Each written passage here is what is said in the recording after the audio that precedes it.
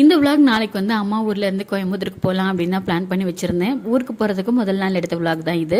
Evening போல dinner கொஞ்சம் சீக்கிரமே முடிச்சாச்சு. ஏன்னா பக்கத்து வீட்டு பொண்ணு வந்து மெஹந்தி போட்டு விடுறேங்க்கா அப்படின்னு சொல்லியிருந்தாங்க. இப்போதான் பியூட்டிஷியன் கோர்ஸ் வந்து கத்துட்டு இருக்காங்க போல. ஸோ ரொம்ப அழகா போட்டிருந்தாங்க. பட் எனக்குமே மெஹந்தி போடுறது ரொம்ப பிடிக்கும்.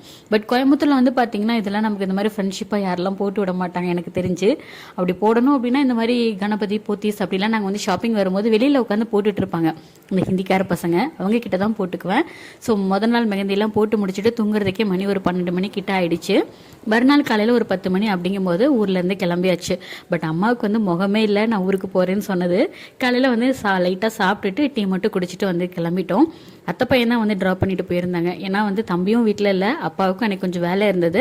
அதனால அப்பா வேலை பார்க்குற இடத்துல வந்து பார்த்து சொல்லிட்டு நானுமே அப்படியே வந்து கிளம்பிட்டேன். கோயம்புத்தூருக்கு வரும்போது ஒரு 4 மணிக்கிட்டே இருக்கும்.